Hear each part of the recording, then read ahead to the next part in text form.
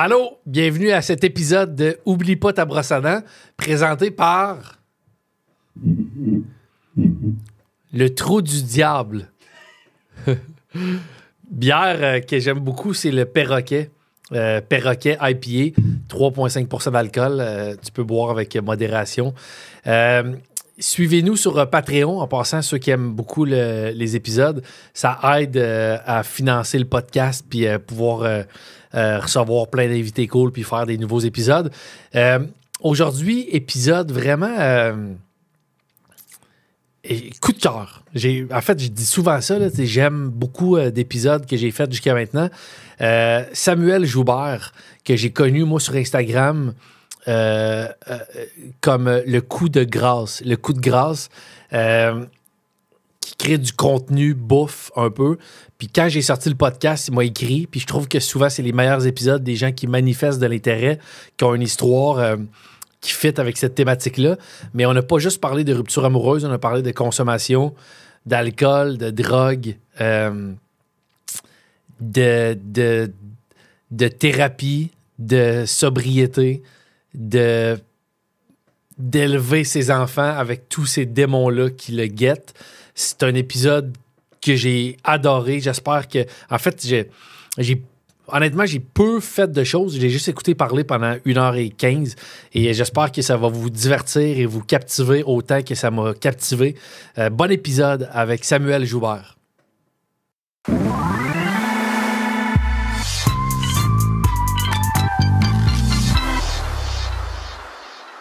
Allô, Samuel? Salut, Alex. Samuel Joubert. Oui, c'est moi, ça. On se connaît...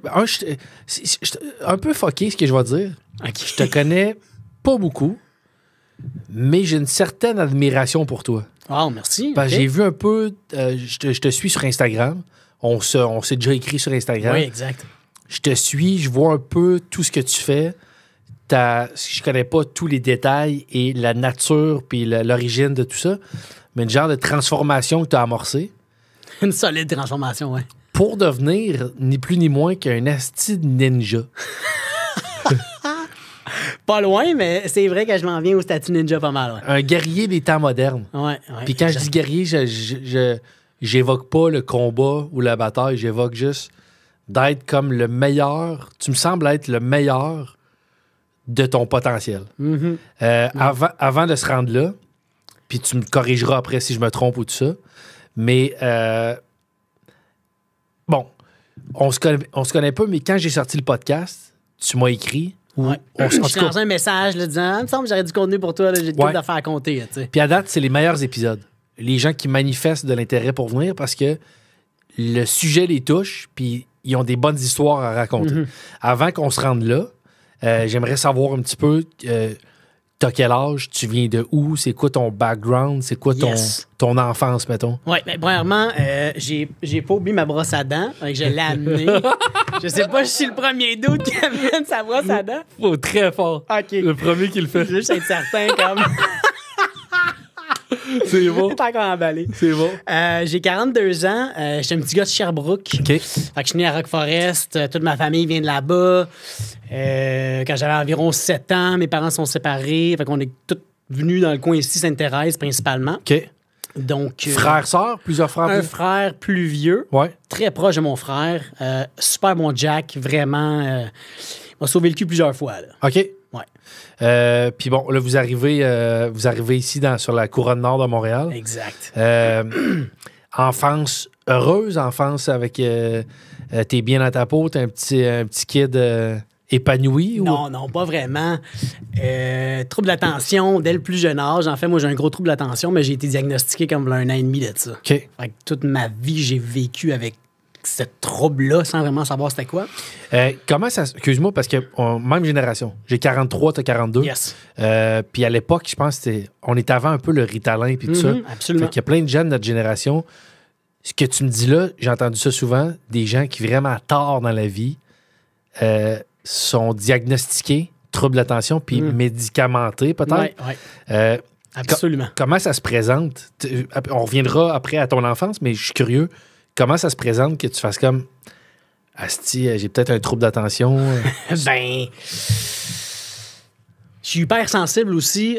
Moi, à la fin de mes journées, je suis brûlé parce que mon cerveau, il roule à 100 000 à l'heure. Je pense à tout. J'analyse les panneaux d'autoroute, j'analyse les fonts, j'analyse l'écriture, les oiseaux, leur angle, comment ils volent. J'analyse absolument tout. Je suis comme hyper vigilant. OK. Puis, à un moment donné, je suis plus capable de vivre là-dedans parce que je suis épuisé à la fin de mes journées, tu sais. Je m'en suis toujours douté, en fait, que j'avais un trouble de l'attention. Mais là, je me suis dit, OK, là, si je veux mieux aller ou... Parce que je me suis auto-médicamenté toute ma vie. Je comprends. J'ai commencé à prendre la drogue à 12 ans. Là. OK. Bon, écoute. Let's go back. Retournons en arrière. Retournons, c'est ça, en arrière. Ouais. C'est ça. 7 ans, mes parents se séparent. Mon père, il retourne en Estrie, se promène un peu. On n'est pas riche. Ma mère aussi, clairement, elle a un trouble d'attention non diagnostiqué. Je t'aime, maman. Mais elle me l'a dit plusieurs fois, genre, c'est vrai, quand t'étais jeune, on t'écoutait pas, tu sais. Fait que c'était pas une enfance...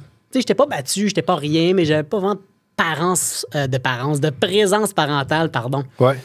Donc, dès le jeune âge, je me suis réfugié dans la drogue, en fait. Tu dis 12 ans? 12 ans. Ça commence avec quoi? Du weed? Secondaire 1. Oui, fumer du weed, secondaire 1. J'avais pas d'attention, en fait. Beaucoup de mes parents, mon père, c'est une super bonne personne, mais il faisait ses choses, il était pas super présent. Ouais. Ma mère, elle faisait de son mieux. Monoparental avec 2 kids, dont un qui est moi, je veux dire... je me connais. Je veux même pas imaginer c'était quoi gérer moi quand j'étais jeune. J'ai 2 enfants, avec là, je commence à comprendre, tu sais. Je comprends. Donc, c'était pas facile. Donc, pour chercher l'attention un peu que je manquais, ben, je me suis réfugié dans la drogue puis dans les amitiés qui sont peut-être superficielles. Et, OK. Tu réussis-tu quand même à l'école à passer? Ou t'as-tu des passions? T'as-tu un sport qui te rattache t'as-tu une passion qui te garde? Oui, quand même. En voulant dire, je suis pas bon dans les sports. Moi, quand j'étais jeune, vu que j'ai commencé à prendre la drogue à 12 ans, l'éducation physique, là, je m'en foutais pas mal, on s'entend. Là. J'étais bon en art dramatique, donc en théâtre, en improvisation. C'est vraiment là que je shinais le plus. OK. Anglais, français, art plastique, ça, c'est des choses que j'étais bon. Parce que pour moi, avoir un trouble d'attention, il faut que ce soit des choses qui m'intéressent. Ouais. Si c'est la physique ou si c'est des sciences, affaires qui ne m'intéressent pas, je décroche automatiquement. C'est pas parce que ça me tente pas, c'est que c'est mon corps qui fait comme... Fuck off. Fuck off. Ouais. On va regarder les papillons ailleurs. Là, Ouais. Donc, je me suis réfugié pas mal là-dedans, dans tout ce qui pouvait me donner de l'attention, mais artificielle, si on veut, parce que j'en avais pas nécessairement, donc j'allais la chercher où ce que je pouvais. Ouais. Donc, j'étais le clown de l'école, je connaissais tout le monde m'aimait, mais c'était Samuel avec un masque. Là. Je comprends. Parce qu'en dedans, Samuel, il souffrait. Mais je savais pas dans ce temps-là, moi. OK. Parce qu'on m'a pas vraiment appris à gérer mes émotions, à communiquer mes émotions, à tout ça. T'sais, j'enlève rien à mes parents, ils sont extraordinaires, ils ont fait ce qu'ils pouvaient avec ce qu'il y avait. Ouais. Ben, c'était pas nécessairement facile. Fait que là, tout en secondaire... Je mets des battes, man. OK. J'étais le pro pour les des 2 papiers et des grecs, là. Ça va-tu plus loin que weed? Puis je suis pas en train de dire que weed, c'est pas grave. Non, oui, c'est grave, Dans là. le sens, à 12 ans, c'est grave weed. Ouais. Tu sais, maintenant, t'as plein de gens qui fument un petit joint tranquille le soir. Bien avec ça. Ouais. Parfait. Mais mettons, ça va-tu plus loin que weed? T'essayes-tu autre chose que... Absolument. J'ai commencé le weed en secondaire 1, secondaire 2. Dès que je suis rentré au secondaire 3, là, ça a commencé à être plus du buvard, du moche. Tout avec la même gang un peu, là. Tu sais, des bonnes personnes, mais...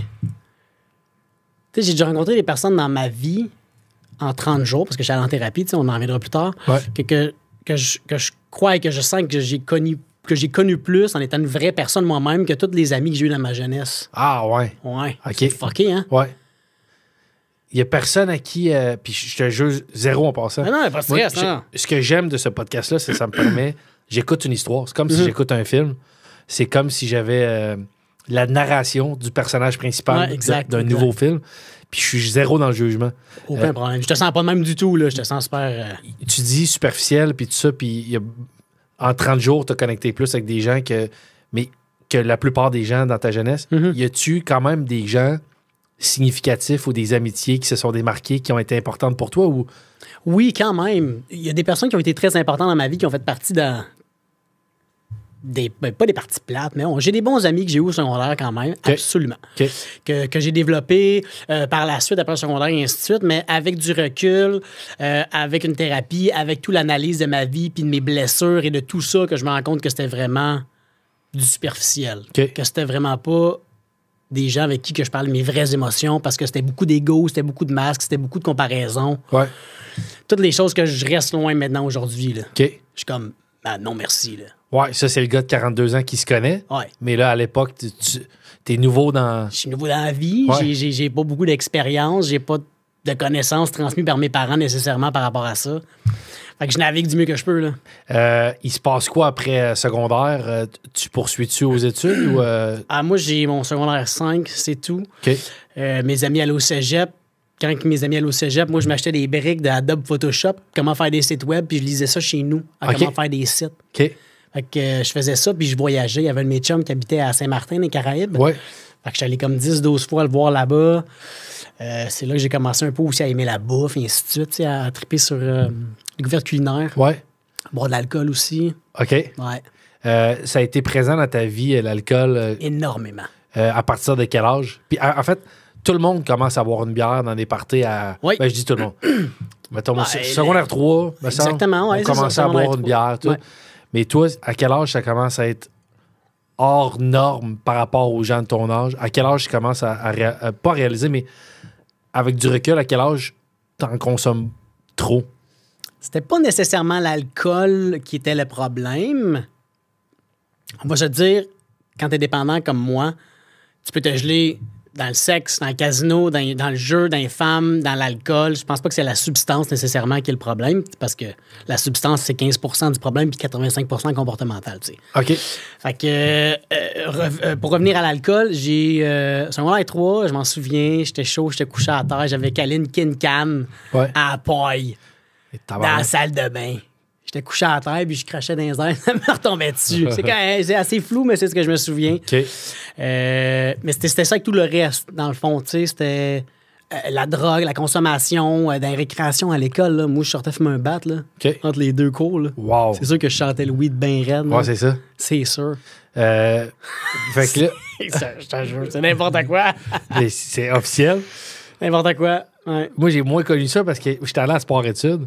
Nice. Mais ce que tu me décris, par contre, c'est sûrement la situation de quand même une couple de personnes. Absolument. Tu sais, je me rappelle beaucoup de gens, là, de mes chums, fumaient du weed, peut-être pas en récréation, mais tu sais, c'était présent, tu sais. Ah ouais. Mais moi, je suis allé à sport-études, fait que tout le monde était quand même sérieux. Fait que j'ai pas connu ça, moi. Moi, la marijuana, la première fois que j'ai fumé ça, c'était à 20 ans, tu sais. Nice. Tant mieux. Puis la coke, c'est arrivé... Non, c'est juste... Non, mais tu sais. Puis la mescaline, c'est arrivé juste à 30 ouais, ans. c'est Mais, ça. fait que là, tu voyages pas mal. Voyage pas mal. Tu es un gars qui a un déficit d'attention, mais quand il y a une passion, tu peux toi-même t'acheter un livre de... Absolument. Autodidacte. Ouais. Tu t'enlignes vers quoi? Qu'est-ce que tu veux faire dans la vie? Aucune idée. Tu sais, j'ai jamais eu aucune idée qu'est-ce que je voulais faire. J'ai toujours eu un rêve un peu d'avoir mon émission de voyage, de recettes.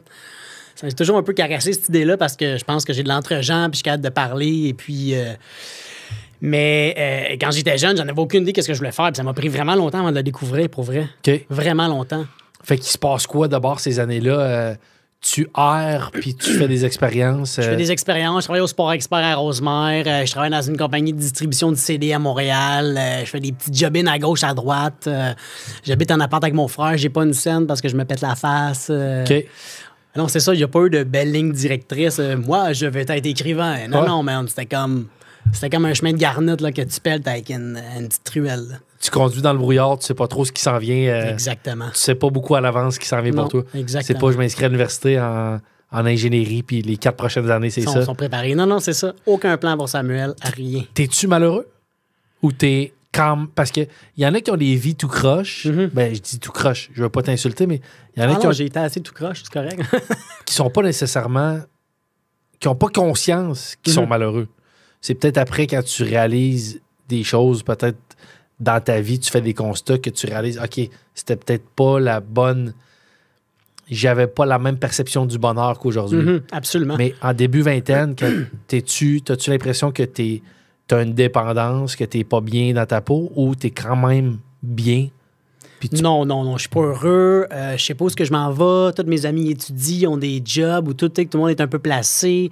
Où ils ont des parents qui les aident et tout. Moi, je suis un peu laissé à moi-même. Une job au sport expert. Je connais pas nécessairement mes passions encore et tout. Fait que non, je suis pas heureux. Absolument pas. OK. Mais je m'en rendais pas compte dans ce temps-là. Parce que moi, j'étais sur le mode d'autopilote, si Ouais. on veut, tu sais. C'est comme j'essaie de faire un peu d'argent pour me péter à la face puis voyager un peu. Je comprends. OK. OK. N'importe quoi. Avec les filles, tu dis quand on a des vis, là, que ce soit Ah ouais. se geler, là, que tu dis la substance, peu importe. Ouais, exactement. Mais dans le sens, la nature de ce qui t'aide à te geler, c'est 15%, puis le reste, c'est comportemental. Avec les filles, t'es un beau gars, tu parais bien. Merci. Tu es un gars qui couchait avec la planète. Pardonne-moi l'expression, mais Non, pas t'as-tu des nécessairement. blondes sérieuses ou t'étais plus, je fréquente des filles, puis... Ben, avant que je rencontre la mère de mes enfants, parce que moi, dans les 17 dernières années, j'ai été en 2 relations. OK. Ouais, j'ai quand même été stable. OK. Dès que j'ai rencontré la mère de mes enfants, qui m'a vraiment aidé à me placer, en fait. OK. Avant ça, c'était non, pas de blonde sérieuse, un peu de fréquentation, mais toutes les filles qui m'intéressaient n'étaient pas intéressées à moi. OK. Fait que, ouais. Ben, allons-y à la mère de tes enfants. Ouais, la mère de mes enfants. À quel âge ta rencontre? Dans quel contexte? 25 ans. J'avais 25 ans. Ah, mais c'est jeune. Quand même jeune. On est restés, c'est ça, 14 ans ensemble, dont un bon 3-4 ans au début en distance parce qu'elle venait de Sherbrooke, elle venait de Sherbrooke. OK. Fait qu'on a fait ça à distance. Ça allait super bien, c'est super cool. Avant qu'on se rencontre, j'étais dans un trip de consommation vraiment hardcore. Je pense qu'elle ne sait même pas. J'étais dans un trip de consommation vraiment pas cool. Là. Je veux dire, j'étais dans les drogues dures, puis j'étais vraiment rendu deep quand même. On parle de quoi? Cocaïne? Ouais, cocaïne, alcool, weed, tout mélangé ensemble. tu sais. OK. Et ça, pas juste un samedi ou 2 semaines. Là. Non, là, c'était rendu pas mal. C'était plus que le jeudi soir. Là. C'était OK. comme régulièrement. tu sais. Puis dans ce prends- temps-là, j'avais pas de cash. Là. C'est ça. Man, je travaillais au Sport X, tu sais. J'avais pas une hostie de scène, man. Moi, c'est ça. Fait que tout ce que tu as dans la vie comme cash, il sert à payer ta Ouais, dose. ça, puis mon loyer. tu sais. OK. Mais dans ce temps-là, c'était comme pas très clair. Tu sais, je savais que j'avais un problème. Excuse-moi, je t'arrête. Parce Non, que pas de tu stress. dis que ton frère, dont t'es proche, Ouais. moi j'ai un frère, une soeur, puis mon frère, c'est ton grand frère. Ouais, Moi j'ai exact. un grand frère, donc je suis très proche aussi. Nice. J'ai pas eu des dérapes comme la coke puis tout ça, mais mon frère, à qui je donnais que j'ai tellement une grosse estime de lui, fait que je donnais quasiment carte blanche en conseil pour ma vie. Je recevais comme du cash ce qu'il me disait. OK, Puis ouais. il m'a réaligné 2-3 fois, mettons. Ton grand frère qui te voit avoir, puis en plus t'étais coloc avec, Dans ce temps-là, ouais. il te voit avoir ce mode de vie-là. Es-tu conscient de ça? Puis as-tu envie de te brasser un peu puis de dire tabarnak, ressaisis-toi? J'ai été un maître du masque, un maître de cacher tout ça toute ma vie. OK. Un maître. Mais vraiment, là, un menteur, un manipulateur, name it. Ah ouais? Donc, personne ne le savait. OK. Personne, à part mes amis proches avec qui je consommais. Ouais. Sinon, Fait que ton frère, pas connaissance de ça. absolument. Dans ce temps-là, non. OK. Dans ce temps-là, du tout. OK. Fait que là, tu rencontres cette Je fille-là, rencontre Jen. 3-4 ans de distance. 3-4 ans de distance, on a du fun, c'est super cool. Après ça, on se pogne un appart à Rosemère. Je continue à travailler. Tu sais, encore des petits jobs à gauche, à droite, jusqu'à temps que je travaille chez North Face OK. à Montréal. Oui. Pas dans un magasin, mais comme gestion des ventes et ainsi de suite. OK. Mais quand j'ai rencontré Jen, elle c'est comme l'opposé de moi. Genre, consomme pas, super straight, super intello, vraiment cool, plein air à fond. OK. Moi, dans ce temps-là, j'étais pas vraiment là-dedans, mais ça m'a beaucoup aidé à me replacer. OK. Belle influence. Belle influence positive, absolument. OK. Pendant un bon 10 ans que je suis resté, tu sais, je consommais un petit peu je consommais la coke 1 fois ou 2 fois par année, récréativement, mais tu sais, c'était plus rendu mon but dans la vie de me péter à la face. Je comprends. C'était beaucoup plus sain. OK. Avec elle, clairement, vous avez été 14 ans? 14 ans ensemble, oui. Il y a eu du beau. Ah oui, il y a eu beaucoup de beau. Ouais. Oui. Vous avez des enfants, ça Oui. se produit quand en relation? Ça se produit à la 10e année. OK. Donc, à la 10e année, il y a notre petit William qui arrive. petite boule d'énergie. Là, je vois des faces parce que vu que je te suis sur Instagram, je vois des fois tes enfants. Ah ouais? Les fait petits que, Mongols sont malades. Ben, tu sais, t'as des enfants, toi aussi? Non, t'as pas d'enfants? Non. En tout cas, si t'en as, tu les connais pas, genre. Non, je sais que... Non, je peux même pas faire ces jokes-là. Non, c'est bon. Ça, je me protège tout le temps. C'est bien dit. Ouais. Ouais, bien joué. Mais non, j'en aurai peut-être un jour. Peut-être. Mais là, je n'ai pas. Parfait, excellent. Donc, Will arrive. C'est difficile d'avoir des enfants. Avec un couple, tu dors pas. Tu sais, c'est demandant. Là, je veux dire, être parent, là, c'est demandant. On va pas se le cacher. Aucun sens. Man, tu dors pas. Tu sais, juste ça tout le temps. Tu t'oublies. Tu te parles plus comme couple. Tu as des conflits qui arrivent, et ainsi de suite. C'est pas facile. Ouais. Vraiment pas facile. Avant, tu sais, moi, un de mes bons chums m'a dit, tu sais, des gens dont le couple bat de l'aile, qui se disent, avoir un enfant, ça va être un projet commun, ça va nous rapprocher. Il m'a dit, erreur. Il faut que ton couple soit au plus solide. Exactement. Parce que ça va tellement être challengeant pour le couple. Manque de sommeil, tu t'oublies un peu, t'as plus nécessairement... En tout cas, faut vraiment travailler les bouchées doubles dans ton couple après. Oui.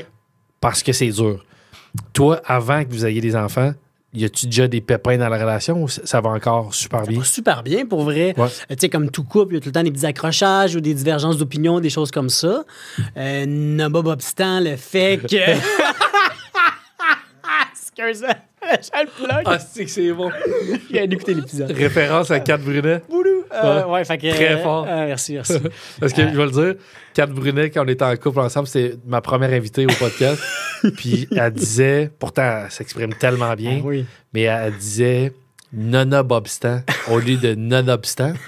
Puis j'y avais repris, puis c'était l'humiliation, puis j'y ai ramené au podcast. Ouais, c'est ça, j'ai très écouté fort. récemment. Ouais. Fait que là, nonobstant, des petites... Des petits accrochages normaux de couple, tout le reste va bien, tout le reste se floue super bien pour vrai. OK. On a un enfant, ça va bien, même s'il y a des difficultés, pour vrai, on est prêt, on se parle, ça va quand même bien. Ouais. 2 ans après, le deuxième arrive, 2 ans et demi après. Tu sais, c'est là que ça met la vie au défi, là. OK. C'est là que ça met la vie au défi. Parce que là, t'en as 2, t'es fatigué encore plus, là, t'as le stress de la job, t'as le stress de tout, les finances, et ainsi de suite. Donc là, l'anxiété arrive, le manque de communication, les frustrations, les non-dits arrivent. Ouais. Puis là, c'est là que ça chie dans la pelle. Toi, parce que beaucoup de couples vivent ces tensions-là. Absolument. Tension financière, tension avec les enfants, divergence d'opinion, tout ça. Mais toi, t'as tes vieux démons. Ah oui, qui sont là comme... Ouais, c'est ça, qui disent allô, quand t'es prêt, on est prêt. Oui. C'est-tu là que ça revient? Absolument. OK. Donc, dans les 2 dernières années, c'est là que j'étais vraiment plus bien avec moi-même, premièrement, avec toutes mes blessures du passé, avec un couple qui était difficile. Personne extraordinaire, là, mais c'est juste que c'est difficile en couple. Et puis là, ça sort. Moi, ayant tous les outils que mes parents m'ont donnés pour gérer avec ces émotions-là, avec la vie en général, ce que je trouve à faire comme moyen, c'est de me sauver puis consommer. Okay. Genre partir 3, 4, 5 jours sans donner de nouvelles puis me péter à la face, là. Ah, tabarnak. Ah ouais, tabarnak intense de même. Mais question pour toi, Sam. À l'époque, quand t'as, je sais pas moi, 20, 21, 22, la vie, on n'attend rien de toi. Puis t'as tes chums de consommation, maintenant. Ouais. Là, t'es rendu dans la trentaine. Oui, exact. T'as 2 enfants. T'as des obligations. T'as des obligations, mais puis aussi, qui sont tes partenaires de consommation? Avec qui tu vas prendre du weed, de la coke, de l'alcool, une dérape? Quand tu pars 3, 4, 5 jours... Je pars tout seul, man. Ouais, c'est ça. Ma dépendance était vraiment... Tu sais, ça a commencé doucement... avec un ami peut-être, mais plus ça allait, plus j'étais seul. J'avais un studio de photo à Sainte-Thérèse. Okay. Et puis, c'était comme mon lieu de retraite où j'allais me péter à la face matin, midi, soir. Mais personne ne le savait. Là. Ouais. Ça a duré 1 an et demi de temps à peu près. 2 ans et demi, ma débandade dans les 2 dernières années. Ça a pris 1 an et demi de temps avant que je l'annonce à tout le monde puis je dise « Yo, j'ai un problème de consommation ». Mais quand tu pars comme ça 3, 4, 5 jours, ta conjointe... Elle doit te demander des comptes. Ben oui, c'est sûr, certain. T'étais où? Qu'est-ce que tu... Elle, est-ce qu'elle le sait que tu tu vas consommer puis tu l'échappes? Ouais, à ce temps-là, quand c'était rendu des 4-5 jours, là, c'était après l'année et demie intense où ce que je l'avais bien caché puis que je faisais ça à la maison, personne ne le savait. Ouais. Mais un moment donné, je souffrais énormément. J'ai envoyé un message à toute ma famille leur disant « Yo, j'ai un problème de consommation, je sais plus quoi faire. » Un gros texto à tout le monde pour dire « OK, j'ai de la misère. » tu sais. J'ai besoin d'aide. J'ai besoin d'aide. Puis, tu sais, mon père, lui, ça fait 30 ans qu'il a arrêté de consommer. Il avait un problème d'alcool. Fait que lui, il avait fait du AA et ainsi de suite. OK. Donc, lui, il était super dans la compréhension.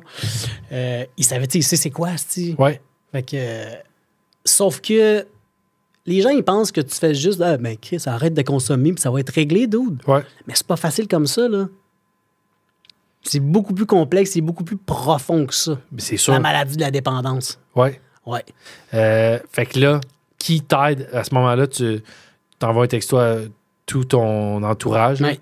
proches, parents, Oui, frères. exactement. Tu sais, la belle famille aussi, tout. J'envoie un message à tout le monde, là. Parfait.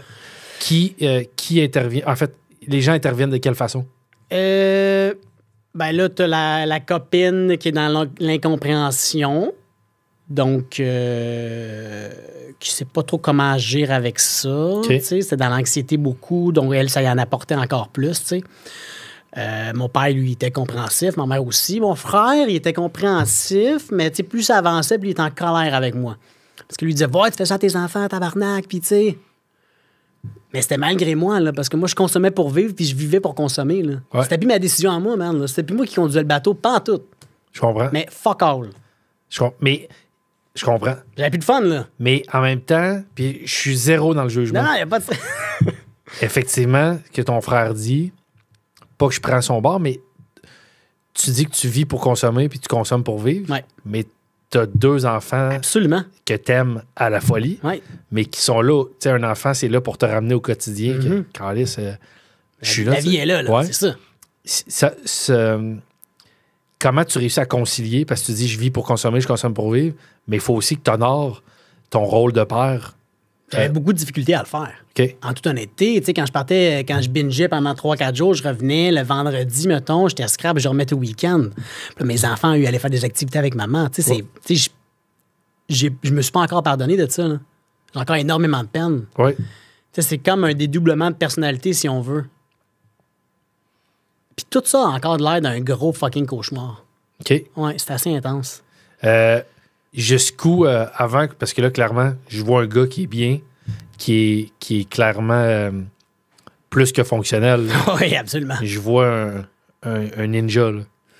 Mais ça va jusqu'à où? Plus loin dans la dérape? Ça va jusqu'à m'endetter énormément. Ça va jusqu'à vouloir m'enlever la vie. J'ai pensé 3 fois, là, ça a passé proche en esti, man. Puis c'est mes enfants. Tu sais, c'est le fait que j'avais des enfants que je me suis pas enlevé la vie. OK. C'est vraiment intense. C'était un cauchemar. Avais-tu ton plan en tête? J'avais pas mon plan. Beaucoup de personnes m'ont parlé de ça. Je n'étais pas rendu à mon plan, mais j'avais des idées, disons. Puis j'étais tellement dans la détresse, dans l'isolement, dans la honte. C'est dur en esti à vivre. Ouais. Parce que tu penses que t'es le seul, là. Tu penses que t'es le seul sur la Terre qui souffre de même, là. Tu sais, j'en suis sans mots. Je suis vraiment touché. Moi, quand je parle de ça, je suis ému parce que man, j'ai fait passer, là. La maladie a fait prendre ma vie, tu sais. Oui, exact. Qu'est-ce qui fait... C'est quand tu touches à ces creux que tu peux te redonner le swing pour remonter. C'est quoi le... Y a-tu une journée dont tu te rappelles? Y a-tu de quoi? Y a-tu Qu'est-ce qui fait qu'à un moment donné, faut que ça change là? Ben, dis-toi que j'avais essayé d'arrêter par moi-même. J'ai une application. J'avais une application qui calculait les jours sobres, si on veut, puis j'avais essayé de le faire moi-même 56 fois. Donc, d'arrêter par moi-même. Je suis capable de le faire tout seul. Juste les samedis. Pas quand les enfants sont là. Tu comprends? Ouais. Parce que t'es dans le déni, là. Ouais. Tu te dis, je vais être capable de le faire tout seul. Je suis un grand garçon, je peux gérer mes shit. Ouais. 56 fois, 2 détox de 10 jours à l'interne. Ça marche pas. Je consomme, je m'endette. Là, c'est de plus en plus la chicane avec ma conjointe parce qu'elle ne comprend pas, elle est stressée. Puis, tu sais, dans la tête des gens, c'est comme, mais arrête juste de consommer, tu sais. Exact. Un moment donné, mon frère m'avait dit, quand t'es prête, dude, puis ça vient de toi, là, je te paye la thérapie, puis tu y vas. Mais juste quand t'es prête. OK. Ça a comme semé une graine dans mon cerveau de drogué, addict, souffrant. Ouais. Donc, le temps avance, je consomme. À un moment donné, je dis, OK, je suis plus capable de vivre, je suis plus capable de tolérer ça. Pour vrai, mon corps, il m'avait vu dans ce temps-là. Là. C'était vraiment triste. De quelle façon? De quelle façon? Ben, tu sais, j'avais une business, j'avais un studio, je gérais plus rien, je m'occupais plus des enfants, j'étais maigre, j'étais comme tout pété, là. Mais pas comment je veux... Pas maigre de la bonne façon, là. Non, pas maigre de la bonne... Pas maigre santé, là. Que tu fais du sport, puis maigre parce que t'es... Parce que je prends de la drogue, puis que... C'est ça, là. Puis je dors pas. Je prends des médicaments pour dormir, mais je prends de la drogue, mais je prends des médicaments pour dormir, puis là, c'est comme ouais. pop. OK. La veille, avant que je rentre en thérapie, j'étais au studio, je me dis, je vais me péter la face bien comme il faut. Beau cocktail de drogue et tout. Je suis sûr que mon cœur va éclater. Je suis à terre. Je suis persuadé que je vais mourir, tu sais. Puis dans mon parking de studio... C'est quasiment comme un suicide passif. Oui, c'est ça. C'était pas mal... J'étais dans un mode self-destruction bien raide. OK. Tu sais, je me suis automédicamenté toute ma vie, mais là, c'était comme rendu le bout de l'entonnoir, là, tu sais. Ouais.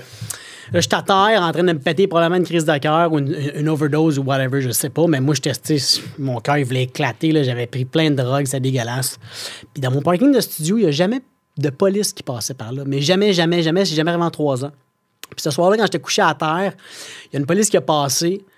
J'ai réussi à lever le bras. Elle est reculée. Elle est rentrée, man. Puis elle a fait venir l'ambulance, puis je suis allé passer la nuit à l'hôpital. OK. Ouais.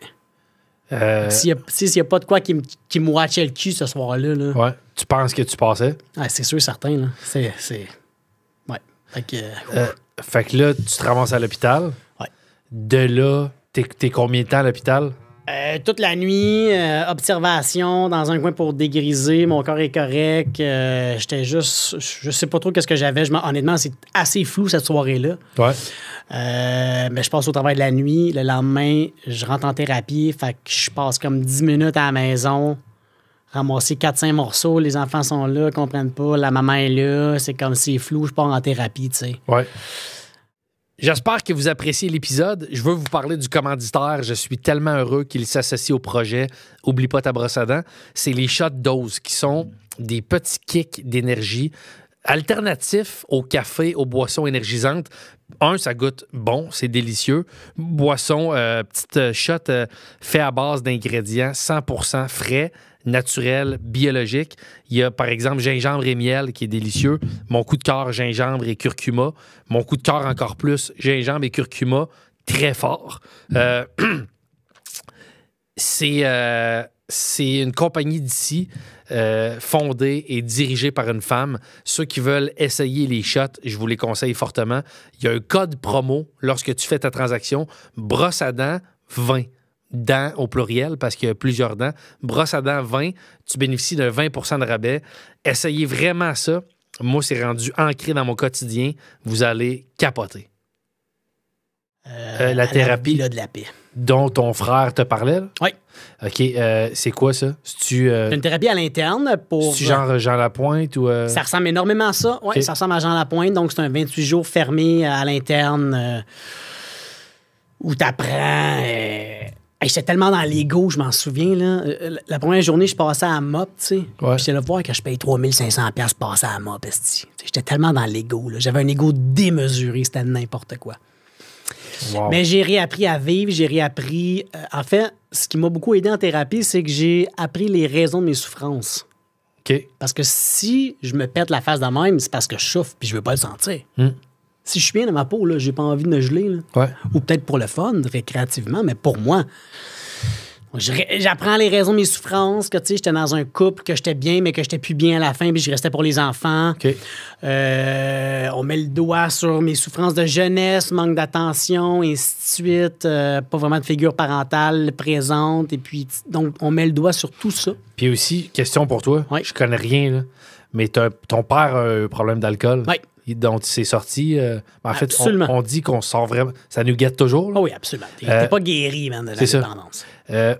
Est-ce que est-ce qu'il y a plus de chances d'avoir une dépendance à une substance quand tu as une figure parentale qui a vécu ça? Je crois que oui. Je crois qu'il y a un certain pourcentage de génétique qui peut qui peut entrer en compte là-dedans. OK. Donc, j'ai gagné à la loterie. Ouais, c'est ça. C'est ça. Ouais. Fait que là-bas, en thérapie, c'est là que tu explores tout ça. Mhm. C'est quoi? Je suis curieux de savoir, une thérapie comme ça, ben, déjà, ça t'assure d'être sobre parce que Ouais.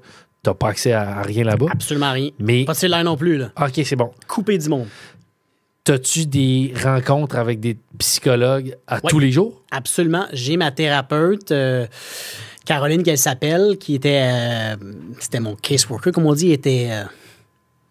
Attitré à toi? merci, elle était attitrée à moi, exactement.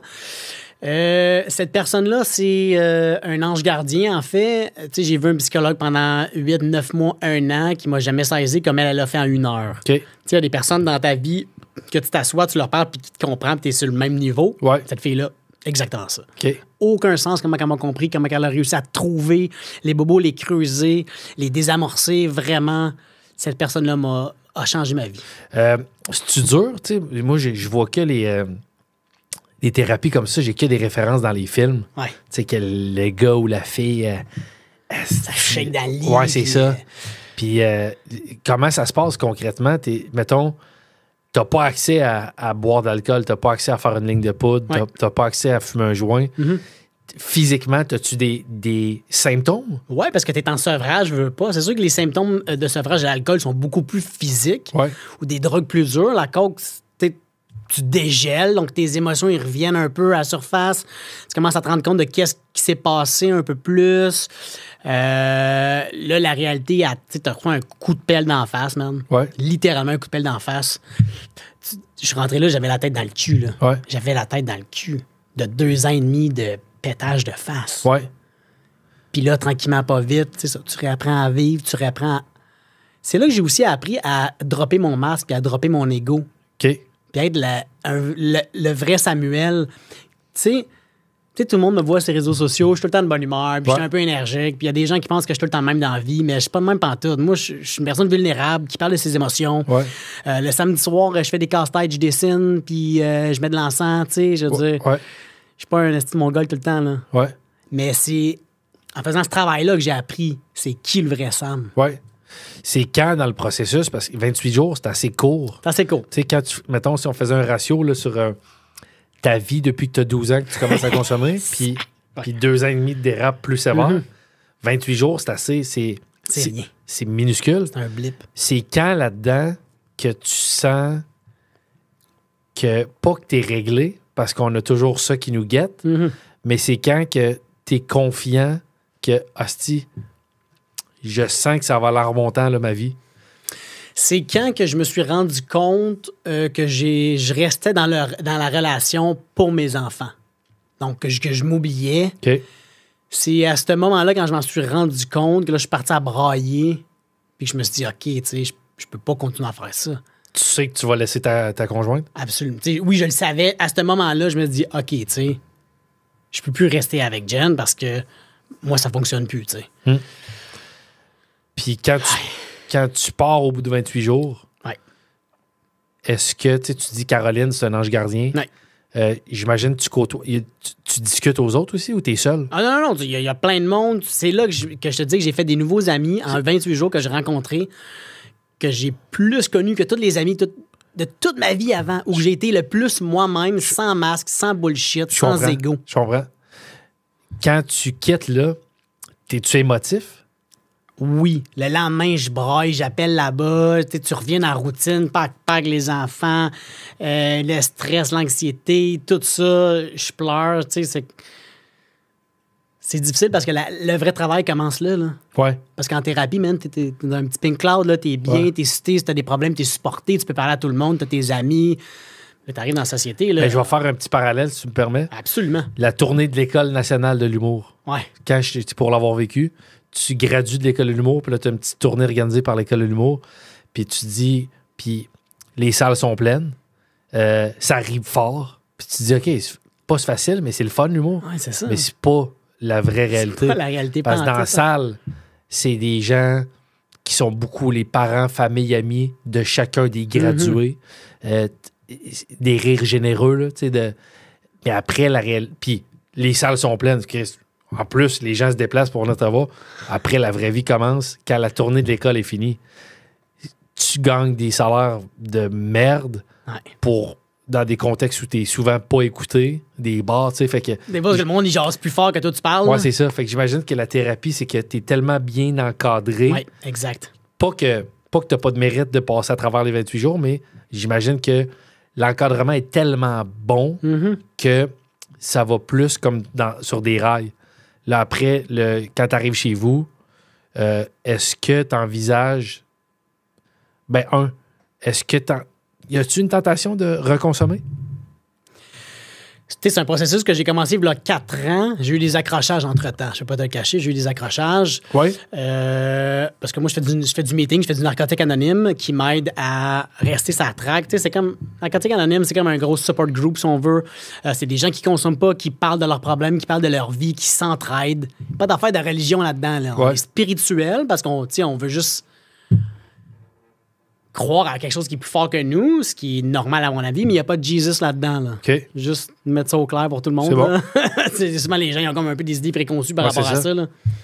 C'est pas une secte. Vraiment pas. OK. Vraiment pas. Quand tu dis « je suis curieux », tu as eu des petits accrochages. Oui, j'ai eu des accrochages. Tu as déjà reconsommé. Oui, j'ai reconsommé par la suite. Je prenais mon rétablissement pour acquis, j'appelais pas mon parrain, je faisais plus mes étapes, je faisais plus de meetings. Je me disais, moi, je suis correct, je suis guéri, man. Là, c'est là que les mauvais comportements ils reviennent. Puis c'est là que tu reconsommes. Parce que la ligne est mince, là. La ligne est mince, mince, mince. Hey, je trouve ça drôle de parler de consommation. Puis tu dis, je suis sur la bonne track. La ligne est mince. La ligne est mince. Je vois que des lignes de poudre partout. C'est quand que tu laisses parce que tu fais le constat, t'es parti à brailler, tu dis cette relation-là, aussi magnifique soit-elle, j'imagine. Ah oui, c'est la plus belle relation que j'ai eue de ma vie. Là, mais tu dis, je suis plus bien avec elle. Ouais. C'est quand, déjà qu'elle était patiente, elle restait avec toi durant cette... Man, elle a tellement souffert. Là. J'ai des grosses amendes honorables à y donner. Là. C'est quand que tu la laisses au retour de la thérapie? Quelques jours en revenant de thérapie, je la laisse et comme un bon dépendant, 2 semaines après, je suis en relation avec quelqu'un d'autre. Tabarnak! Ah ouais, je te jure. Ça, c'était n'importe quoi. C'est sûr que ça y a brisé le cœur. Deuxièmement, j'ai transféré une dépendance dans un autre. Est-ce que tu regrettes ça? Est-ce que je regrette? Parce que moi, puis excuse-moi, j'écoute une couple de podcasts, j'haïs les animateurs de podcasts qui parlent trop. C'est juste que là, ma question, je la trouve pas pire. Non, tu parles pas trop pas à tout, c'est correct. Parce que a tellement été... Moi, je suis le premier à dire des amoureux ne nous appartiennent pas. Tu sais, à partir du moment que c'est fini, l'autre, des fois, c'est un manque, je trouve, de morale ou d'éthique, mais l'autre peut, le lendemain, coucher avec quelqu'un, être avec quelqu'un. Absolument. La personne ne t'appartient pas. Mais 14 ans de relation, tu dis qu'elle t'a quand même bien... a été une belle influence pour toi en début de relation. Absolument. Vous avez deux enfants ensemble. Elle a été patiente. Elle est restée là quand toi, tu as eu toute cette dérape-là. Oui. Tu la laisses, puis 2 semaines après, tu vois quelqu'un d'autre. Oui, absolument. As-tu des regrets de ça? Oui, j'ai des regrets par rapport au fait que j'aurais pu faire ça plus dans l'éthique, un peu. Ça a de l'air que j'avais besoin de ça. Tu sais, à la fin de la relation, je souffrais énormément. Donc, la raison pourquoi je me sauvais, c'est parce que j'étais vraiment plus bien. Donc, le fait de trouver quelqu'un d'autre qui se rejoignait plus à moi, qui me comprenait plus, parce qu'elle aussi, la nouvelle personne était une ancienne dépendante. OK. Donc, ça a fait vraiment un transfert, si on veut. OK. C'est sûr, man, qu'elle a pas du bien filé, Jen, puis je m'en excuse, puis je pense que je pourrais jamais m'excuser assez pour la peine que j'y ai fait. Mais le fait qu'on se soit séparés, je pense que c'était pour le mieux. Je comprends. Ben, assurément. Si toi, t'es plus bien, puis le gars qui reste en couple avec elle, c'est un gars qui va consommer, puis qui... C'est sûr qu'après, elle veut pas être avec un gars comme ça. Puis j'ai de l'air de la défendre, je la connais pas, là, en passant. J'entends le récit, puis je me dis, tabarnak, c'est quand même élevé. Est-ce que la séparation est houleuse? Est-ce que c'est... est-ce qu'elle se braque, puis elle veut te faire payer? Ou elle reste... conciliante et de bienveillante à ton endroit? Non, ça a été difficile. OK. C'est sûr, parce que à ce moment-là, quand je suis parti en thérapie un mois, pour elle, un peu, c'est comme si je l'avais pas abandonné, mais tu sais, man, je suis pas là, ça fait 2 ans quasiment mentalement, puis là, je me sauve en thérapie parce que je vais pas bien, mais tu sais, elle, là-dedans, elle a vécu l'enfer, elle a géré les enfants, elle. Elle a souffert encore, autant ou sinon plus que moi, là. Donc, fait qu'elle était en tabarnak, puis je la comprends. Avoir été dans une situation, tu sais, inverser les rôles, Ouais. j'aurais été en crise. J'aurais été blessé, j'aurais été trahi. Ça se passe comment? Parce ça que se- moi, j'ai tout le temps beaucoup de respect pour les parents qui, malgré les douleurs puis les blessures, restent quand même matures pour le bien-être des enfants. Aujourd'hui, on est les meilleurs amis, on se parle quasiment tous les jours. On fait l'Halloween ensemble, les fêtes d'enfants ensemble, on s'envoie des photos des enfants tout le temps. On est en super bons termes. Tu sais, je reviens tantôt là, de la rencontre de parents avec elle puis Will. Ouais. On est en super bons termes. On OK. est une équipe solide. On a réussi à passer par-dessus ça. C'est sûr que là, la séparation, le fait que je me case avec une autre fille rapidement, là, on vend de la maison, le médiateur, tu sais, il y avait beaucoup il y avait de la colère envers moi. Puis c'est normal. Ouais. Parce que j'ai été une merde. J'ai été une grosse merde sale, là. Malgré moi, mais j'ai été une merde. Ouais. Combien de temps que c'est plus tough? Dans le sens, là, maintenant, vous êtes en bon terme. Ouais. Mais y a-tu un enjeu de t'auras plus la garde des enfants? Non, jamais. OK. Ça a pris 8 mois entre le temps qu'on a comme mis la maison à vendre et ainsi de suite. Donc moi, j'ai passé 8 mois dans mon studio de photo à Sainte-Thérèse, un petit 500 pieds carrés, pas de douche. J'allais le matin chercher les enfants, je prenais une douche là. Au même endroit où la policière Oui, exactement. t'a- À la même place. OK. Tu t'es pété la face, là? Ouais. C'était pas dur d'aller là? Parce que, tu sais, des fois, on C'était a... fucké. Au début. Mais tout de suite, quand je suis revenu, quand je suis sorti de thérapie avec mes amis, on a tout fait le ménage de la place, on a tout changé les meubles de place pour comme redonner un peu une vibe positive à ça. Et puis, ça a fait un gros changement, absolument. OK. Fait que là, les 8 mois qui ont suivi, je les ai passés avec ma nouvelle blonde au studio pendant que Jen était avec les enfants. Parce que là, on avait des conflits, c'était difficile, il y avait de l'incompréhension, il y avait de la colère. Moi, j'étais comme un peu saturé aussi de cette relation-là, si on veut. Donc, c'est ça qui s'est passé. Puis tes enfants, à ce moment-là, tu vis dans ton studio de photo. Oui. Tu viens les voir à la maison? Ou, Il venait passer un petit peu de temps au studio, il couchait pas, bien sûr. Ouais. Ben, j'avais un matelas gonflable et puis une grosse couverte, tu sais. Est-ce qu'à un moment donné, tu trouves ça dur de... Est-ce que tu envisages le jugement de tes enfants à ton endroit? Tu sais, parce que maman reste dans la... Hey, je suis pas le gars qui va parler de... La mère reste dans la maison... Ça me gosse les gens qui parlent... Ça va pas, je suis capable d'en prendre. Non, mais dans le sens... Moi, j'ai un malaise avec les gens. Moi, les gens qui peuvent me dire maman ou papa, c'est ma soeur ou mon frère. Ouais, je Mais comprends. un de mes chums qui me dit ouais, maman, elle restait là. Tabarnak. Je me OK, ça va. OK, le terme. je me sens violé. OK. Si on n'est pas frère-sœur, tu me parles de ta mère en disant ma Ouais, mère. je comprends. Mais de dire maman, mais Moi, ça me dérange pas. la mère des enfants Ouais. est à la maison. Ouais. Toi, tu es dans un studio de photo sur un matelas gonflable.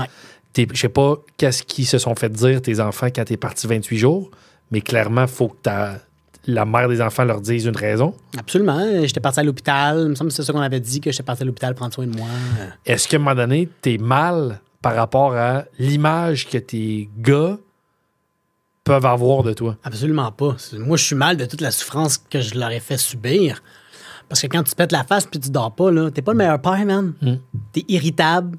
T'es pas là, t'es pas présent, t'as pas une bonne écoute, tu penses juste à aller consommer. Fait que, tu sais, la routine du soir, la chanson, des fois, ça prend le bord en titi, là. Ça, c'est des choses que je travaille fort à me pardonner, puis je me reprends énormément. Ouais, c'est rough. Au bout de un moment donné, tu vis pas indéfiniment dans ton studio de photo. Non. C'est quand que tu peux retrouver... c'est quand que tu as un lieu où tes enfants, tu peux les recevoir? Les avoir, en fait? Ben là, je me loue, vu que j'ai passé 8 mois, puis je viens de vendre la maison, puis j'ai de l'argent, là, je me loue un gros tabarnak de penthouse à Boisbriand qui est... c'est ça. Je sais, c'est n'importe quoi, là. Tu sais, j'y repense aujourd'hui, puis je suis comme... Écoute, moi, je dis que j'avais besoin de ça à ce temps-là, OK? Il n'y a rien qui arrive pour rien dans la vie. Toutes les choses sont arrivées pour une raison. 8 mois dans un petit studio de photo, j'avais besoin d'air. Ouais. Je me suis loué une grosse affaire. Ouais. Pire investissement de ma vie, on s'entend. Un gros penthouse à 2700$ par mois. 2700 par mois. N'importe quoi, là. J'étais même pas bien, c'était même pas le fun. C'était juste un trip, je sais pas. T'es là un an? Je suis resté là... Je pense que je suis resté là un an, oui. OK. Oui. OK. Ensuite, j'ai déménagé où ce que j'habite présentement, dans un condo qui est moins cher, plus grand, plus haut. On est au rez-de-chaussée. Fait qu'il y a personne en bas. Ouais. Avec les kids, c'est bien plus le fun. C'est plus, c'est plus posé comme place. Là, tu as eu aussi plein de transformations dans ta vie suite à ça. Ben, en fait, là, il y a mon autre relation qu'il faut qu'on parle. OK, on y arrive. OK. Ben, écoute, moi, je suis un fan. Mes questions ne servent à rien. Fais juste raconte. En fait, j'ai une dernière question. Non, mais j'ai une dernière question. Ah, vas-y. Raconte-moi ta vie. Chronologiquement, fais juste continuer là. OK, à partir de là, ou... Écoute... L'autre relation. Moi, je vais parler un peu du coup de grâce parce que c'est ça aussi qui a fait qui que je suis en grosse partie. OK. Tu connais-tu Do You Look Good? Oui. Ouais, hein? Ouais. OK. Fait que moi, j'ai commencé à faire de la photo au Sport Expert. Quand j'étais au Sport Ex, il y a un dude qui faisait des vidéos pour Do You Look Good. Puis là, j'ai commencé à shooter des parties. Des parties de pitounes. Attends un petit peu. L'autre relation amoureuse marquante est après la mère des enfants? Oh, et c'est elle qui m'a encore plus fuck up. C'est ça? Ah ouais. Mais OK, fait qu'on remonte à... Là, on remonte au Sport Expert quand j'ai commencé la... j'aime ça. T'aimes ça, hein? Je trouve pas que... Pour le vrai, je vais être honnête, je trouve pas que je suis le meilleur animateur, cet épisode-là, mais je trouve que l'épisode est malade. OK, je suis content. Fait que tu réussis à pallier à une animation défaillante. OK, on retourne jeune. Tu fais des photos pour... Do You Look Good? Ouais. C'est là que j'ai commencé à triper sur la photo. OK. Je faisais photos de party, des portraits, j'ai commencé à faire des mariages, un petit peu n'importe quoi, tu sais. Ouais. Avec un de mes chums, dans le temps, on était trop chaud à la fin de nos soirées. On se souvenait plus de nos recettes parce qu'on commençait à... On avait voyagé, Saint-Martin, République, et ainsi de suite. Fait qu'on commençait à cuisiner pour le fun. Ouais. On se souvenait plus de nos recettes parce qu'on était trop chaudasse. Fait qu'on s'est dit, on va créer un blog. Ça s'appelait Recettes de la mort. Moi, je pense que c'est ça. OK. Recettesdelamort.ca, back in the days. Fait que là, c'est là que je commence à faire de la photo de bouffe, mais vraiment ordinaire. Là. Fond blanc, là, c'était une nappe blanche avec une lumière de cuisine. C'était vraiment ordinaire. OK. Fait ça pendant 2 ans, je crois. Ouais. Et puis, là, mon talent en photographie, il se développe. Plus de portraits, beaucoup de mariages. J'ai shooté des mariages d'amis à Hawaï, à Paris, un peu partout. Okay. Fait que tu as gagné ta vie quand même comme photographe. Oui. OK. Oui, quand même pas mal. Beaucoup de mariages et ça m'a fait beaucoup voyager aussi. 2 fois à Paris, c'est ça. Puis même à l'époque, tu sais, North Face, puis tout ça, tu me dis que tu as travaillé pour North Face. Ouais. Tu n'as jamais arrêté la photographie. Jamais. Même ces années-là que tu avais d'autres jobs. Oui. Tu faisais des contrats de photo aussi. Absolument. Donc, un année avec Samy-là, qui est un bon ami, mais c'était une amitié vraiment en surface où j'étais le sauve-douleur puis j'étais pas bien. Ben maintenant, on se pogne pour une question de cash. Ouais. Là, l'amitié se sépare. Fait que là, Recette de la mort prend le bord. Puis c'est là que je décide de créer le coup de grâce par moi-même parce que tout seul, il y a personne qui va me faire chier. Je vais pouvoir faire qu'est-ce que je veux. Ouais. Puis ça concorde au moment où j'ai découvert mon style de photo actuel, qui est un style foncé, contrasté, avec de la bouffe un peu partout. Ouais. Fait que je pars ça. Moi, je t'ai connu avec le coup de grâce. Ouais, c'est ça, je suis content. Ouais. Je trouve ça vraiment nice. C'est ce qui a attiré mon attention au début, puis c'est ce qui a fait qu'on s'est... Qu'on s'est parlé. Ouais, c'est ça. Il faut toujours se faire un barbecue, hein. Je suis relancé, là. De quoi, ça? Il faut se faire un barbecue. Ouais, c'est sûr, tabarnak. Ouais. Donc, coup de grâce, ça commence. Je fais ça tout seul chez nous, dans mon sous-sol, à la maison. Je tripe de plus en plus. Ça fonctionne. Édition de l'Homme m'approche pour un livre de recettes. On vend ça. Ça se vend super bien. Je gagne un prix à Toronto pour mon livre. J'en fais un deuxième.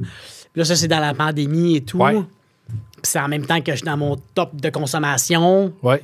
T'sais, honnêtement, toutes les recettes, je les ai goûtées sa poudre, là. Genre, ça n'a aucun sens, là. Toutes les recettes, de A à Z. Wow. Mais je l'ai terminé, ce livre-là. J'ai approuvé le cover du livre pendant que je suis en thérapie. Donc, je regarde ce livre-là. Ça représente de la souffrance, mais ça représente une page de tournée et d'accomplissement. Wow. Fucked up, hein? Wow. Vraiment. OK. Fait que ça, c'est le deuxième livre. Le deuxième livre qui est sorti en 2021, je crois, c'est ça. Ouais. Donc là, ma passion pour la bouffe, la création de recettes. Tu sais, moi, ma job, en gros, avec le coup de grâce, là, c'est que les gens, les compagnies d'alimentation, Métro, IGA, whatever, Excel d'or, ils sortent une nouvelle poitrine de poulet. Ouais. Ils vont m'engager pour créer une recette sur mesure. Donc, l'écrire, la prendre en photo, la partager sur mes réseaux sociaux. Ouais. Et ils me payent pour ça. Ouais. Fait que ça a duré 10 ans de même. Tu crées du contenu Je bouffe. crée du contenu bouffe. T'es le photographe, le créateur de la recette. Ouais. T'es un peu tout ça. Ouais, moi, je t'es gérais tout. T'es multi, là. Je suis multiman, Ouais, je c'est suis un chef d'orchestre, un petit peu de tout, tu sais. Exact. Ouais. Là, ça va sûrement nous mener vers la deuxième relation. Oui, tout ça. Y a-tu un lien, cette fille-là, avec le coup de grâce? Non. OK. Il n'y a pas de lien, mais je pense que c'est important d'en parler parce comprends. que le coup de grâce m'a amené dans l'abus. Parce que moi, je recevais de la bière, là, illimitée des compagnies de bière. Je comprends. Tu sais, moi, j'ai travaillé avec Unibrou pendant longtemps. C'est mes chums. J'ai créé des recettes avec eux autres pendant des années. Ouais. Sauf que moi, j'arrivais avec mon char, là. J'ouvrais la valise, puis j'avais une palette à mon nom. Ah, wow. Fait que moi, j'avais de la bière illimitée tout le temps, là. Je comprends. Fait que c'est facile de tomber dans l'abus dans ce temps-là. Ouais. Fait que ça l'a aidé. C'est pas la faute à Unibrou, pas toutes, là, je les adore, puis on travaille encore ensemble aujourd'hui. Ouais, c'est ça. Mais tout cet accès à cette bière-là, de d'autres compagnies aussi, Ouais. ça l'a mené à ça. Je comprends. Ouais. Ouais. Bon, le coup de grâce, de toute façon, je veux finir avec ça. OK. Je veux t'en reparler. C'est bon, c'est bon. Parce que je voulais te parler. Bref. Là, cette relation-là avec la fille aussi qui est une ancienne toxicomane, Oui, exactement. Ça a duré 2 ans et demi. c'est ça. C'est cette relation-là qui t'a. Oui, parce que... T'es-tu prête? Oui. OK. Personne extraordinaire, Ouais. mais avec des blessures aussi profondes que les miennes. Donc, à la longue, ça a créé beaucoup de frustration, beaucoup de non-dits. J'étais beaucoup sauveur. En fait, je m'occupais beaucoup plus des autres que je m'occupais de moi-même. Tu sais, OK. dans mes 2 relations, en fait, je me suis rendu compte. Ouais. Ce qui fait que je me suis énormément oublié. Ce qui fait que... Là, j'essaie de dire des choses, tu sais, sans blesser les autres personnes aussi. Je comprends. Ce qui est, parce que cette personne-là avec qui j'ai sorti, c'est une personne extraordinaire, pour vrai. Puis je suis content qu'elle ait été dans ma vie. Parce qu'elle m'a aidé dans mon rétablissement, elle m'a aidé dans plein de choses, plein de sphères de ma vie, dans mon épanouissement aussi, jusqu'à ce que ça soit trop difficile pour moi de prendre soin de quelqu'un d'autre versus moi. Ouais. Tu sais. Tu l'as parce que quand t'es 2 personnes qui sont des anciens accros, dépendants, ouais. j'imagine que tu peux t'aider parce que tu as le même combat. Mais tu peux te nuire aussi. Mais j'imagine que tu peux te nuire si l'autre te demande peut-être trop de je sais pas, d'énergie. Puis de. Absolument. Est-ce que c'est là des fois que tu as un petit peu ressombré? Puis Oui, pendant cette relation-là, j'ai rechuté 3 fois, pas à cause d'elle du tout, à cause du fait que je m'assoyais sur mon rétablissement, puis je prenais ça pour acquis. Puis OK. moi, je suis correct, je suis réglé, man. Je comprends. C'est vrai, je me recule quand je parle, excuse. Non, ça va, ça va. Donc, c'est ça. Elle est restée avec moi malgré tout. On a dû se laisser quand même 4-5 fois, back and forth. C'était pas une relation super saine. En fait, non, c'est vraiment pas une relation saine du tout, du tout. Ça, tu le sais quand? Avec que du recul ou quand tu es dans la relation? Quand j'ai la relation, je me rends compte que c'est pas une relation saine. Pas de sa faute, c'est pas de la mienne, c'est nos fautes à nous deux. On n'est pas compatibles, on a trop de blessures. C'est comme. Ouais. Mais moi, je reste là parce que je vois ça un peu. Tu sais, je suis sauveur, je vois ça comme un projet, je veux l'aider. Je veux l'aider à grandir. Tu sais, je donne, tu sais. Ouais. Je donne trop, bien sûr. Je suis une personne extrêmement généreuse de mon temps, de mon argent, de tout, tu sais. Ouais. Mais quand ça vient pas en retour, tu sais, c'est difficile. Je comprends. Donc,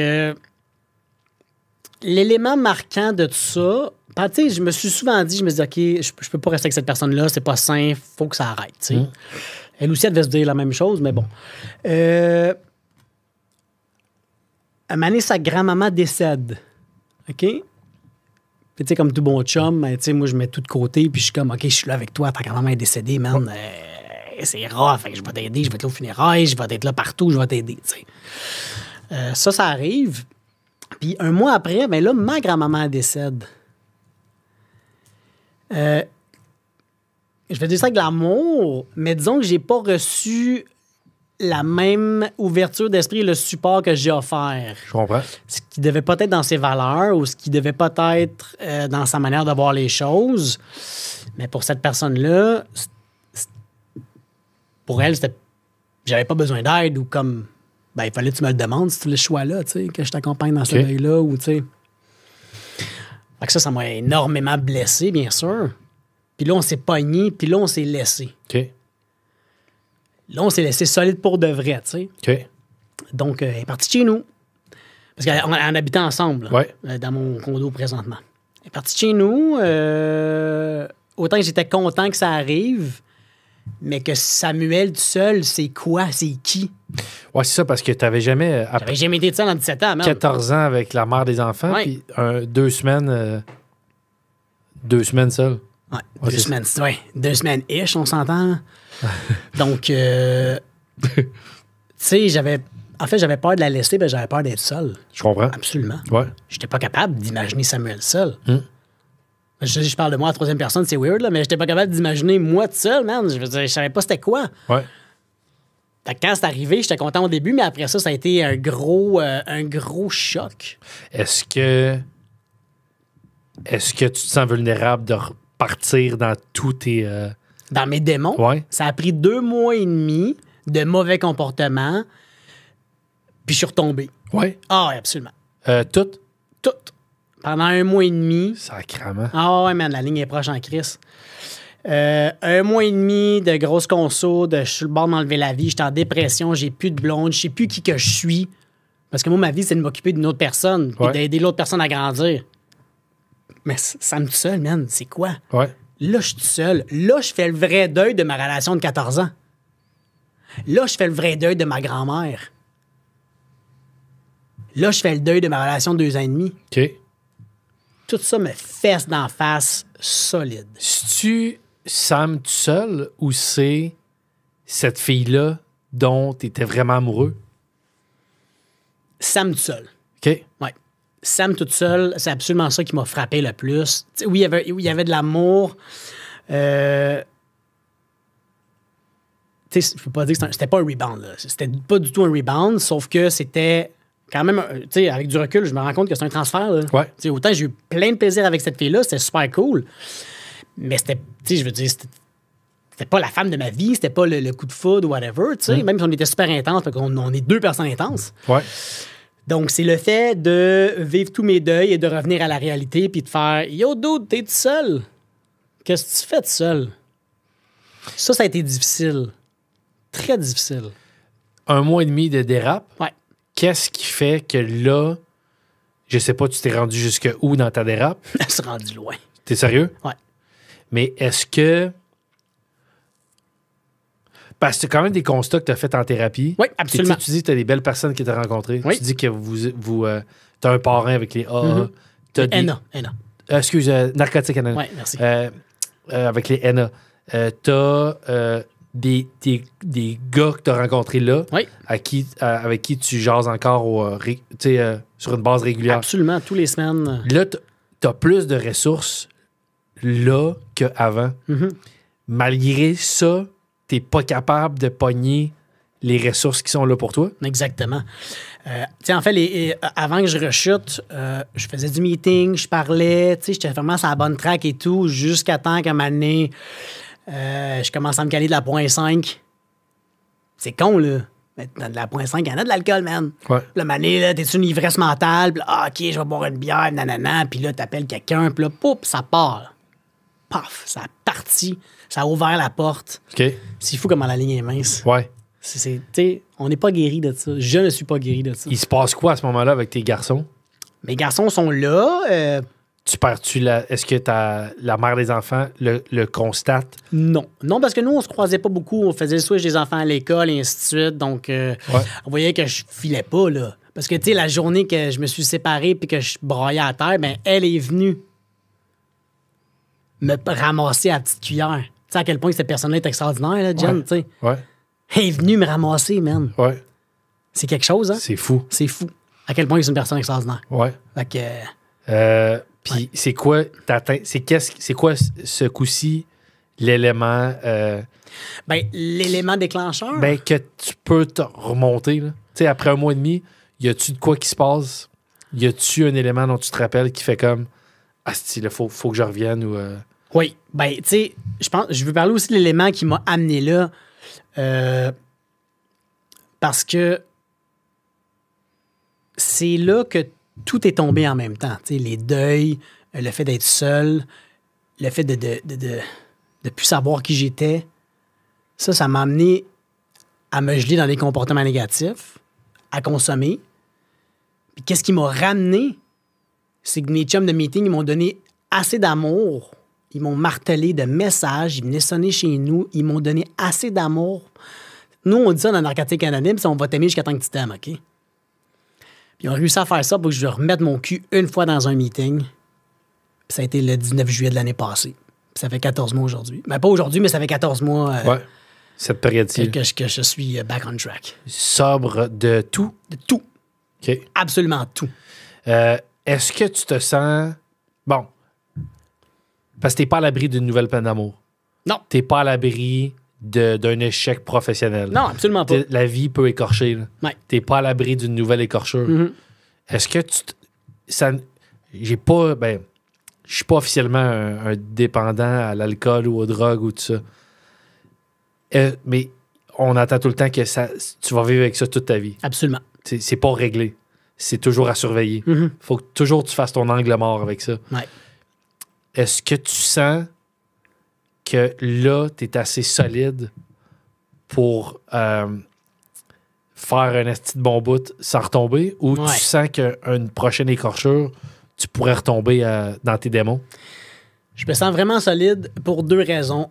Premièrement, je me sens la personne que j'ai toujours voulu être toute ma vie. Tu sais, quand je me suis séparé de ma deuxième relation de 2 ans et demi, là, Ouais. pendant 1 an, j'ai consulté à tous les semaines. OK. Comment faire son deuil, comment gérer mes envies, comment gérer mes comportements avec Caroline, la même qui m'avait suivi en thérapie. Ouais. 1 an de temps. OK, t'as pu la revoir, elle. Ah oui, absolument. Elle m'a suivi pendant 1 an de temps à travailler sur mes blessures, à travailler sur quoi faire. Je suis pas content que ça soit arrivé, mais à cause de ça, ça m'a rendu qui que je suis aujourd'hui. C'est quand même fou. Je souhaite ça à personne. Là. Je souhaite ça à personne.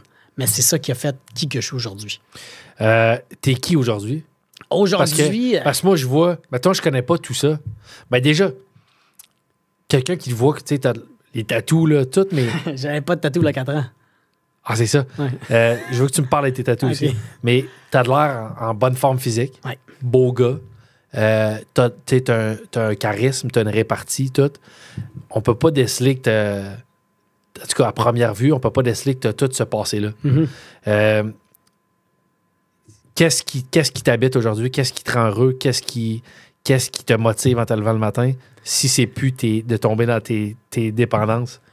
Ouais, ben, tu sais, il y a une différence entre vivre sa vie en se retenant de consommer ou vivre sa vie en me disant, OK, moi, je consomme plus, je suis en paix avec ça.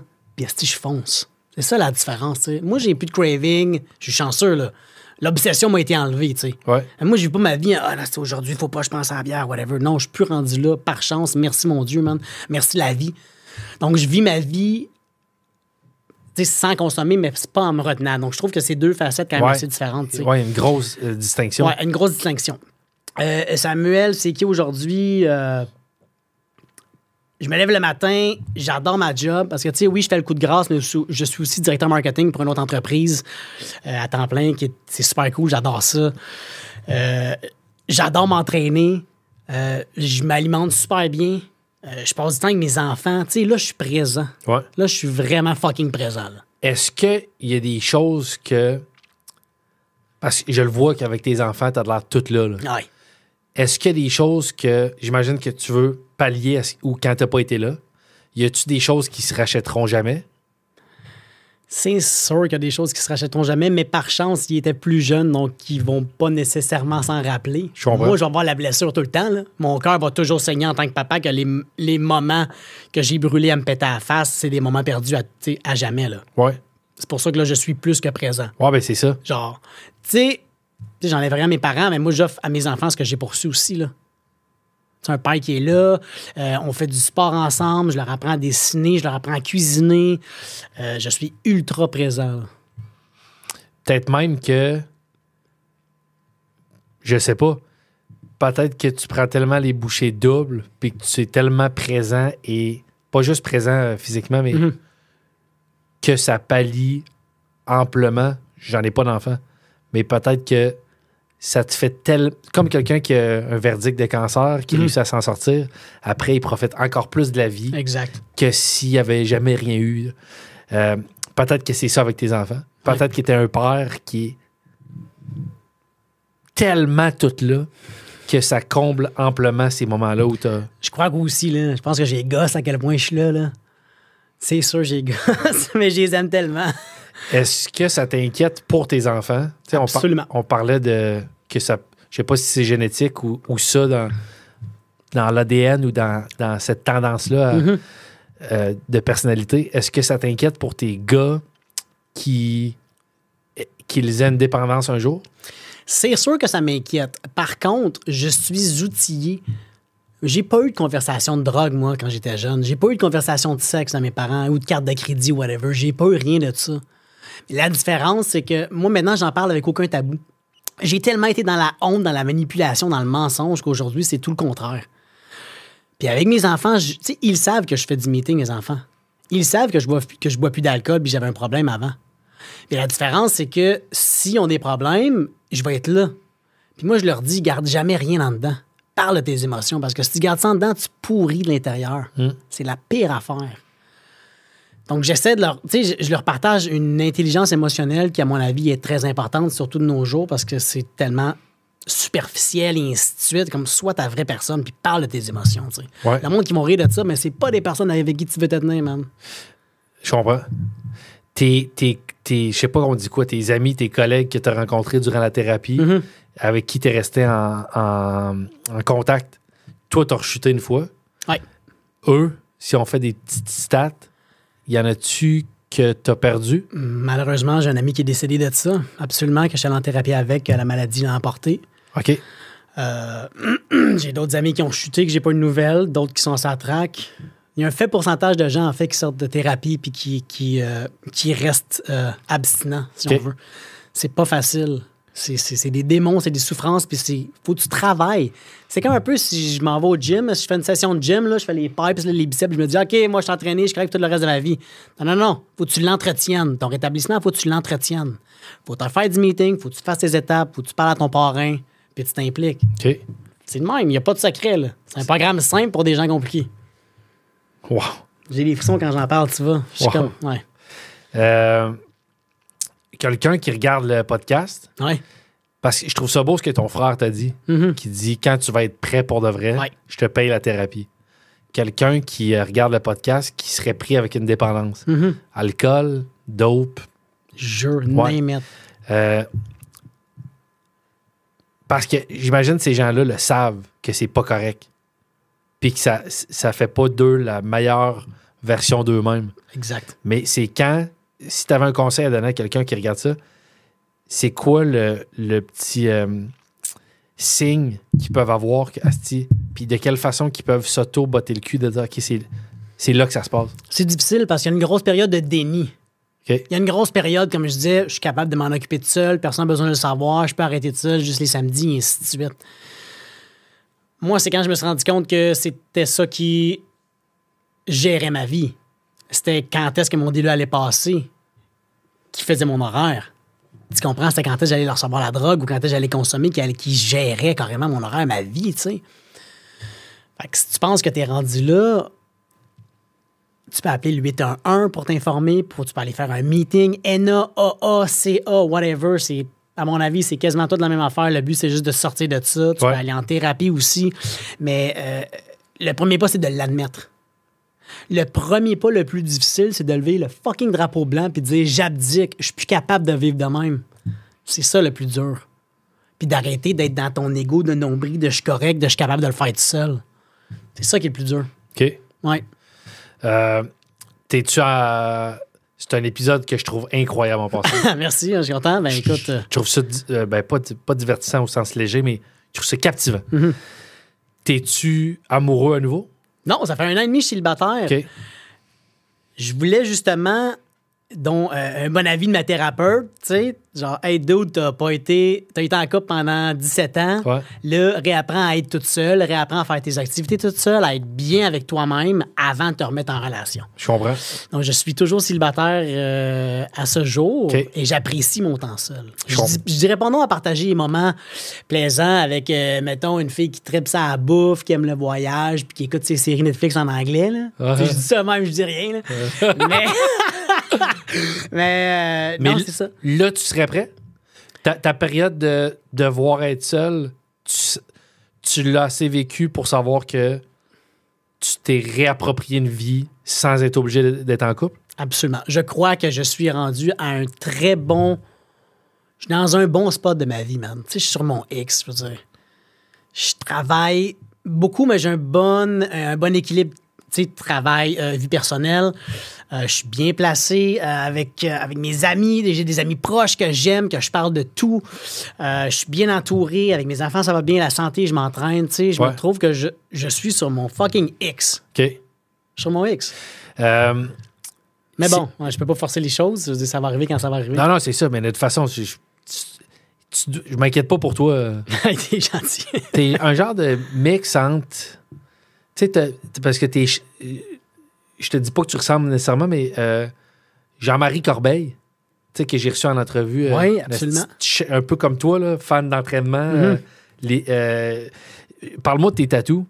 Tu dis que t'en avais pas tout ça dans les 4 dernières années? Oui, en fait, quand j'étais en thérapie, j'avais pas de tatou. Je dessinais mes jointures avec un crayon à l'encre, avec le nom de mes enfants. OK. Puis quand je suis sorti de thérapie, juste à côté du studio de photo à Sainte-Thérèse, il y avait un studio de tatou. OK. Fait que là, je suis allé me faire les jointures. Et comme tout bon dépendant, moi, tu sais, toute ma vie, j'ai pas eu beaucoup de zones grises. Hein, c'était noir et blanc. Ouais. Je fonçais à fond comme un débile. Donc là, c'était comme, je l'appelais, puis j'étais comme, OK, t'as-tu de la place cette semaine? Fait que là, oui, jeudi à 10h, cool. Là, je me choisissais 4-5 dessins, puis là, ça commençait à monter, Est-ce qu'ils ont tous une signification? Non, ça, c'est drôle. Non, mais je vais dire. Non, mais c'est cute, les gens qui ont pas de tatou, qui en ont moins. Oui, il y a certains tatous qui ont des significations, mais quand t'es rendu à un point où tu en as beaucoup, c'est plus comme, OK, je voulais ce tatou-là, je l'ai fait, puis je l'aime. Je comprends. T'sais. Mais non, parce que ça me représente quand même beaucoup, par contre. Il y a des... Je vois Victory.